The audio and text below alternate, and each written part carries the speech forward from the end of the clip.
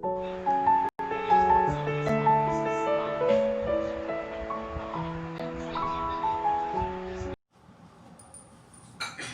बच्चों। जैसा कि पूर्व में मैंने रसखान के पहले पद का आपको अर्थ बताया था, अब आ जाइए दूसरे पद का अर्थ बताते हैं। दूसरा पद है या लकुटी अरु कामरिया पर राज तिहु पुर को तजिटारो। तो बच्चों जैसे ही जानते हैं आप सवैया छंद है और इसमें श्री कृष्ण के प्रति समर्पण की बात की गई है और जो कवि रसखान हैं वो श्री कृष्ण के प्रति इतने समर्पित हैं कि जैसा पूर्व सवैये में बताया था उन्होंने कि श्री कृष्ण का सानिध्य पाने के लिए हर रूप धारण करने को तैयार हैं। उसी तरह यहाँ पर श्री कृष्ण को प्राप्त करने के लिए वो संसार की अमूल्य से अमूल्य वस्तु को छोड़ देने के लिए, सहज छोड़ देने के लिए तैयार हैं। बच्चों जैसा सवैया पढ़ते हैं, पहला सवैया मैंने आपको पढ़ के लय से सुनाया था, उसी तरह मैं दूसरा सवैया भी पढ़ती हूँ और फिर इसका अर्थ आपको बताती हूँ। या लकुटी अरु कामरिया पर राज तिहु पुर को तजिडारो। आठों सिद्धि नवो निधि के सुख नंद की गाय चराई बिसारों। रस खान कबोइन आँखिन सो ब्रज के बन बाग तड़ाग निहारो। कोटिक कल धौतिक धाम करील के कुंजन परिवारों। बच्चों प्रत्येक पंक्ति में देखिए त्याग की बात और समर्पण की बात की गई है। पहली पंक्ति है या लकुटी अरु कामरिया, मतलब श्री कृष्ण जो लकुटी और कम्बल धारण करते हैं। तो श्री कृष्ण का एक ऐसा रूप भी देखने को मिलता है कि जब वे अपने घर की गायों को लेकर के चराने के लिए जाते थे और उनके संग ग्वाल बाल भी जाते थे, तो ग्वाल बाल के साथ वो जब जाते थे तो ग्वाल बाल की ही तरह वेशभूषा धारण करते थे। वो अपने सामंती राजसी वेश को छोड़ देते थे। तो वो एक लकुटी यानी हाथ में लाठी ले लेते थे और एक कंबल ले करके वो गायों को चराने जाते थे। तो कवि का कथन है कि वे श्री कृष्ण के इस साधारण रूप पर भी अपना सर्वस्व निछावर करने को तैयार हैं। मतलब वो श्री कृष्ण के हर रूप को अपने पास पाने के लिए तत्पर हैं। उन्होंने कहा कि या लकुटी अरु कामरिया पर राज तिहुपुर यानी तीनों लोकों के राज। जैसा तीन लोक आप जानते हैं, स्वर्ग लोक और मृत्यु लोक और पाताल लोक। इन तीनों लोकों का वो सर्वस्व सुख उनके ऊपर तजिटारो ने उनके लिए छोड़ने को तैयार हैं। वो तीनों लोकों के सुख को छोड़ने को तैयार हैं। और फिर क्या है, आठों सिद्धि नवो निधि के सुख आनंद की गाय चराई बिसारों। आठों सिद्धि, जो आठों सिद्धियां हैं जो आपके पाठ्य पुस्तक के पीछे दी हुई हैं उनको आप पढ़ लेना। आठों सिद्धियां हैं अणिमा, महिमा, गरिमा, लघिमा, प्राप्ति, प्राकाम्य, ईशित्व और वशित्व। ये 8 अलौकिक शक्तियां हमारे इर्द गिर्द हमारे आसपास रहती हैं और इनको हम 8 सिद्धियां कहलाती हैं। इनको प्राप्त करने के लिए हमें अथक प्रयत्न करना पड़ता है।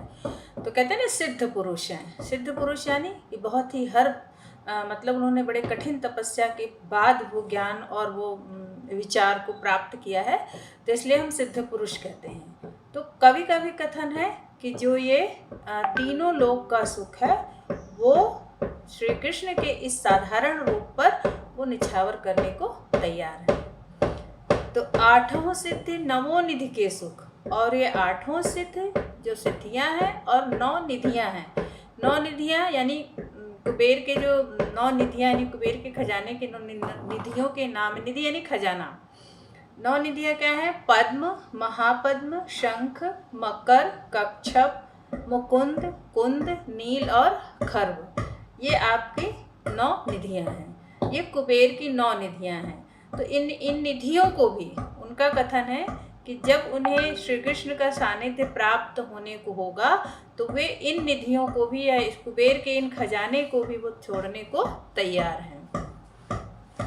फिर कब कि वो जब उन्हें नंद की गाय चराई बिसारों, जब वो नंद की गायों के बीच चरने का उन्हें अवसर, घूमने का उन्हें अवसर मिलेगा, तब वो क्या करेंगे, इन सब प्राप्त सुखों को वो त्याग देंगे। रसखान कबो इन आखिन सो ब्रज के बन बाग बड़ाग तड़ाग निहारों। और उन्होंने कहा कि उनकी इच्छा है कि जब भी उनके नेत्र खुलें और उनके जब भी नेत्र देखें तो वो सिर्फ क्या देखें, ब्रज के वन, बाग, तड़ाग यानी तालाब, यानी वन के जो, ब्रज के जो वन हैं, बाग हैं, तालाब हैं, तालाब हैं, उन्हीं को वो निहारें। इसके अतिरिक्त वो अन्य कोई चीज़ देखना भी नहीं चाहते हैं। फिर कोटिक ए कलधौत के धाम करीले के ऊपर गुंजन वारों, यानी कोटिक, कोटिक यानी करोड़ों, कोटिक करोड़ों, तो करोड़ों जो है, कलधौत यानी सोना, तो करोड़ों सोने के महल, धाम, धाम यानी महल, वो किस पे निछावर करने को तैयार हैं कि उन करील के कुंज, करील यानी जो कांटेदार झाड़ियां हैं या जहाँ श्री कृष्ण जो है गायों को चराने जाते हैं, तो ऐसे करील की झाड़ियों में यानी कांटेदार झाड़ियों पर भी वो कुंजन यानी बाग, बगीचे, तो जो करील के करोड़ों जो लताओं की से घिरी हुई या लताओं से जुड़ी हुई जो तुम्हारा वन बाग है, उसके ऊपर वो अपना करोड़ों सोने के महल के को भी त्यागने को तैयार है, समर्पण करने को तैयार है। मतलब कि उनके अंदर श्री कृष्ण का सानिध्य पाने के लिए हर वो सुख की वस्तु त्यागने को तैयार हैं जो उन्हें अगर अवसर से प्राप्त होती है। क्यों? क्योंकि वो श्री कृष्ण के साथ के अलावा अन्य कोई भी साथ उन्हें नहीं चाहिए। तो बच्चों ये पद है, और इस पद में जैसे एक प्रश्न पूछा जा सकता है कि कवि किस पर तीनों लोग न्यौछावर करने को तैयार हैं। तो कवि किस पर तीनों लोग तो निछावर करने को तैयार हैं? तो कवि जो है नंद की गायों को चराने के लिए 8 सिद्धियों और 9 निधियों को त्यागने को तैयार है। फिर दूसरा प्रश्न है कि कवि क्या देखने की इच्छा प्रकट करते हैं। कवि को यदि कवि अपने नेत्रों से क्या देखने की इच्छा प्रकट करते हैं, तो वो ब्रज के वन, बाग, तड़ाग, ये सारी चीज़ें देखने की इच्छा करते हैं। और कवि के लिए कृष्ण इतने महत्वपूर्ण क्यों हैं?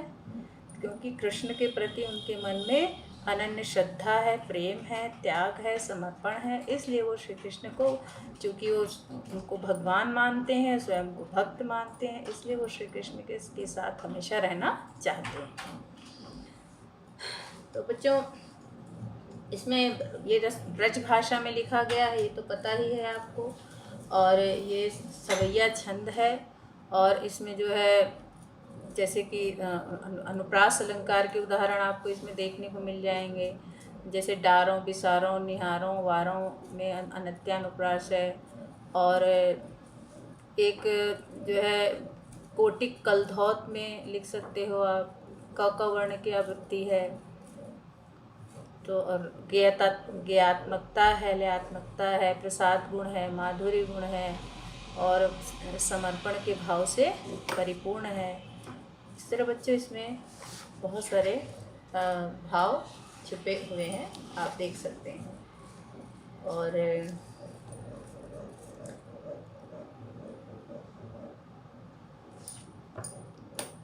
और इस तरह से आप बच्चों ये पूरा पद आपका